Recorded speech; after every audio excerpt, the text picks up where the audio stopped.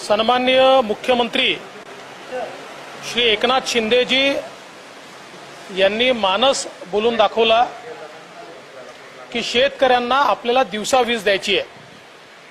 त्यासोबत परवा आम्ही गडचिरोलीला गेलो असताना त्याही ठिकाणी मुख्यमंत्र्यांकडे तक्रारी आल्या की पैसे न भरल्यामुळे काही गावांचे वीज कनेक्शन्स स्ट्रीट लाईटचे हे बंद करण्यात आले आहेत।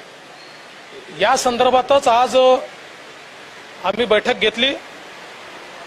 2018 साली आपण एक मुख्यमंत्री सौर वाहिनी योजना, कृषी वाहिनी योजना सुरू केली होती, ज्यामध्ये जे काही आपले ॲग्रिकल्चर फीडर आहेत हे फीडर डिस्ट्रीब्युटेड सोलरवर टाकायचे, जेणेकरून त्या ठिकाणी दिवसा आपल्याला शेतकऱ्यांना वीज देता येईल।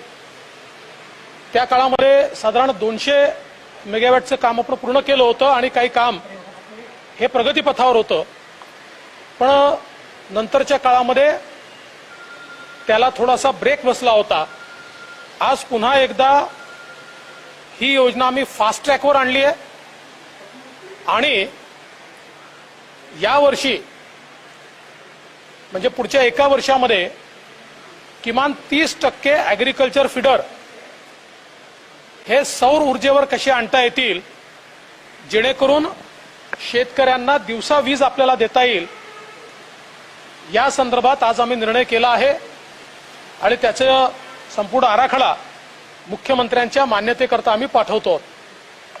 यासोबत अनेक गावांमध्ये पिण्याच्या पाण्याच्या योजना किंवा स्ट्रीट लाईट बिल न भरल्यामुळे त्या ठिकाणी बंद आहे आणि या बिलांवर व्याज, चक्रवाढ व्याज असं वाढत वाढत एकीकडे महावितरणची थकबाकी देखील मोठ्या प्रमाणात दिसते आणि दुसरीकडे या गावांना देखील अडचणीचा सामना करावा लागतोय। आणि म्हणून या संदर्भात आता जुनी सगळी थकबाकी ही वन टाइम सेटलमेंट सारखी महावितरण आणि राज्य सरकारने या ठिकाणी त्याचा निर्णय करावा आणि मग राज्य सरकारने ती थकबाकी भरावी आणि प्रॉस्पेक्टिव्हली ग्रामपंचायतीने त्या संदर्भात जी काही राज्य सरकार मदत करेल त्या मदतीतून ही बिलं भरावी आणि सगळ्या योजना या तात्काळ सुरू कराव्यात। जिथे पथदिवे बंद असतील, जिथे पिण्याच्या पाण्याच्या योजना बंद असतील, हे सगळं तात्काळ सुरू करावं, याही संदर्भातला एक निर्णय आज आपण त्या ठिकाणी घेतलाय। यासोबत साधारणपणे 2019 पासूनचे कृषी पंपाचे पेड पेंडिंग आपले आहेत आणि जवळजवळ 1.25 लाख शेतकऱ्यांनी कृषी पंपाकरता अर्ज केलेला आहे। त्या सगळ्यांना केंद्र सरकारची कुसुम योजना आणि राज्य सरकारची योजना याच्या अंतर्गत ज्या ज्या ठिकाणी फिजिबल आहे त्या त्या ठिकाणी या सगळ्या पेड पेंडिंगला आपण प्रयत्न करून पुढच्या 6 महिन्यामध्ये सोलर पंप्स देऊन आणि त्यांची डिमांड पूर्ण करावी, याही संदर्भातली योजना ही तयार करून मुख्यमंत्र्यांकडे सादर करण्याचे निर्देश या ठिकाणी मी दिलेले आहेत। आणि यासोबत आपल्या ज्या उपसा सिंचन योजना आहेत, या उपसा सिंचन योजना त्या ठिकाणी आपल्याजवळ जमीनही आहे, जागाही आहे, त्यामुळे या उपसा सिंचन योजना सोलरवर कशा टाकता येतील आणि त्यातनं एकीकडे इलेक्ट्रिसिटीची बचत होईल, दुसरीकडे आज आपण खूप मोठ्या प्रमाणात त्यात सबसिडी देतो। 7 रुपयाला वीज पडते आणि आपण 1 रुपया 30 पैसे हे त्या ठिकाणी वसूल करतो आणि आपण जर सोलर वीज तयार केली तर ती 3 रुपये 20 पैशांनी आपल्याला पडेल। म्हणजे साधारणपणे 3.5 पावणे 4 रुपये किंवा 4 रुपयाचा ची बचत आपल्याला त्यात करता येईल। तर त्याही संदर्भात त्या जागा आयडेंटिफाय करून, तशा योजना आयडेंटिफाय करून त्याही संदर्भातलं प्रपोजल जे आहे हे तयार करण्यास सांगण्यात आलेलं आहे।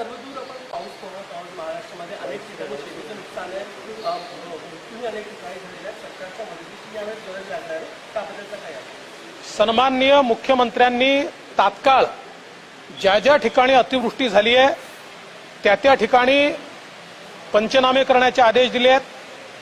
जिथे दुर्दैवाने कोणी मृत्युमुखी पडलं असेल तिथे त्यांना एनडीआरएफच्या माध्यमातून तात्काळ मदत देण्याचे देखील या ठिकाणी निर्देश देण्यात आले आहेत।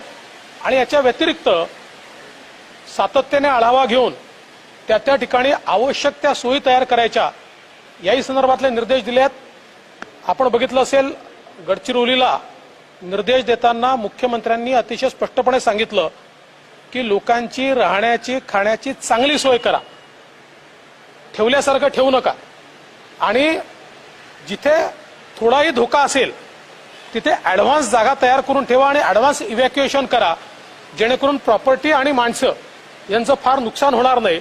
तर त्या दृष्टीने सगळे निर्देश दिलेले आहेत। तर मागच्या सरकारच्या काळात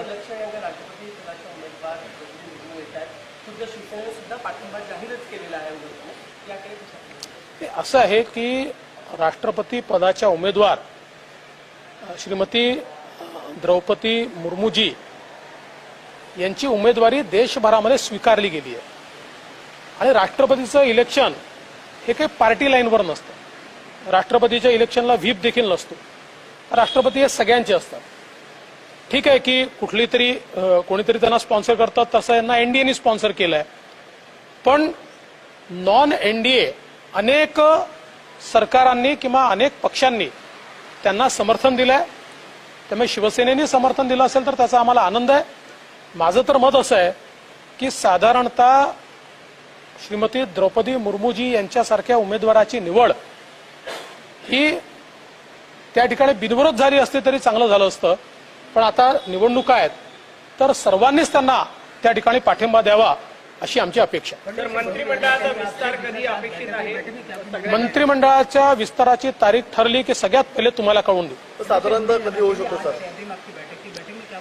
देखिए हमारे माननीय मुख्यमंत्री जी ने ये मंशा व्यक्त की थी कि आज किसानों को रात में जो बिजली मिलती है, रात में खेती किसानी करना आसान नहीं होता, उनको दिन में बिजली मिलनी चाहिए।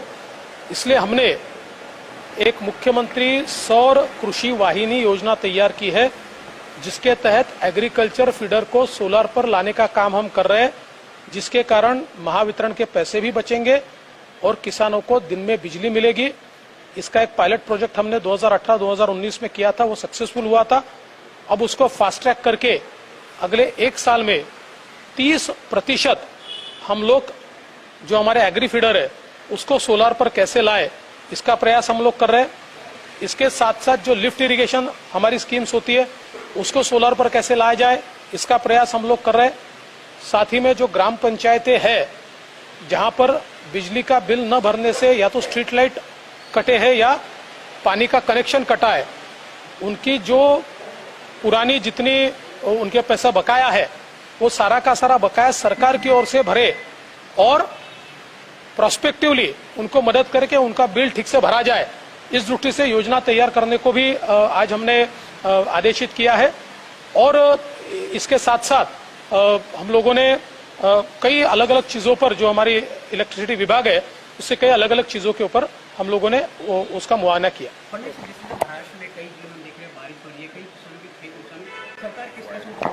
देखिए मुख्यमंत्री जी ने तुरंत ये घोषणा की कि जहां पर इस प्रकार से बारिश ज्यादा हुई है वहां पर सर्वे तुरंत किया जाए, सर्वे का रिपोर्ट तुरंत दिया जाए, उनको जो भी आकस्मिक मदद देनी पड़ती है वो दी जाए। साथ साथ अगर कई दुर्दैव से मृत्यु हुई है तो उन लोगों को जो मुआवजा देना पड़ता है वो मुआवजा तुरंत दिया जाए।